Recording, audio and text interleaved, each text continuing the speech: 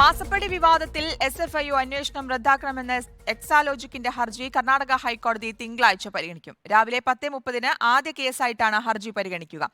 വിഷയത്തിൽ കോടതി നിലപാട് നിർണായകമാകും.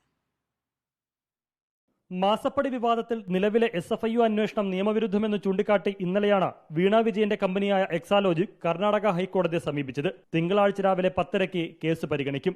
Justice M. നാഗപ്രസന്നയാണ് കേസ് പരിഗണിക്കുക. SFIO അന്വേഷണം റദ്ദാക്കണമെന്ന ആവശ്യമാണ് പ്രധാനമായും ഉന്നയിക്കുന്നത്. അന്വേഷണം പ്രഖ്യാപിക്കുന്നതിന് ആധാരമായ രേഖകൾ വിളിച്ചുവരുത്തണമെന്നും എക്സാലോജിക്കിന്റെ ഹർജിയിലുണ്ട്. വിഷയത്തിൽ കോടതി തീർപ്പ് കൽപ്പിക്കുന്നതുവരെ SFIOയുടെ തുടർ നീക്കങ്ങൾ ഇടക്കാല ഉത്തരവിലൂടെ തടയണമെന്ന ആവശ്യവും എക്സാലോജിക്കിന്റെ ഹർജിയിലുണ്ട്. കേന്ദ്ര സർക്കാരും SFIO ഡയറക്ടറുമാണ് കേസിലെ എതിർകക്ഷികൾ. വിഷയത്തിൽ രാഷ്ട്രീയ പ്രതിരോധം തീർത്ത് ഇന്നും CPIM നേതാക്കൾ രംഗത്തെത്തി. What is case here that they will answer. Kerala government and the Kerala party is perfectly capable of answering these questions. They are answering.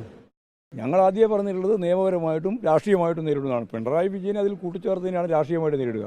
മറ്റ് എന്തെങ്കിലും പ്രശ്നങ്ങളുണ്ടെങ്കിൽ നിയമപരമായിട്ട് നേരിടും. ഇത്രയേ പറഞ്ഞിട്ടേ അർത്ഥമുള്ളൂ. അതേസമയം നിയമ പോരാട്ടത്തിനുള്ള എക്സാലോജിക്കിന്റെ തീരുമാനവും ആയുധമാക്കുകയാണ് പ്രതിപക്ഷം. ME ഗോവിന്ദൻ പറഞ്ഞത് അന്വേഷണം നടക്കട്ടെ, ഒരു പേടിയില്ലെന്ന് പറഞ്ഞത്. പക്ഷെ പേടിയുണ്ടല്ലോ, അന്വേഷണം തടയാൻ വേണ്ടിയിട്ട് കോടതിയിലേക്ക് പോയിരിക്കല്ലേ. വിഷയത്തിൽ കോടതി എന്ത് നിലപാട് സ്വീകരിക്കുമെന്നതാണ് ഇനി നിർണായകം. കോടതി ഇടപെടലിന് മുന്നേ SFIO തുടർ നീക്കങ്ങളിലേക്ക് കടക്കുമോ എന്നത് അതിലേറെ ശ്രദ്ധേയം. റിപ്പോർട്ടർ, കൊച്ചി.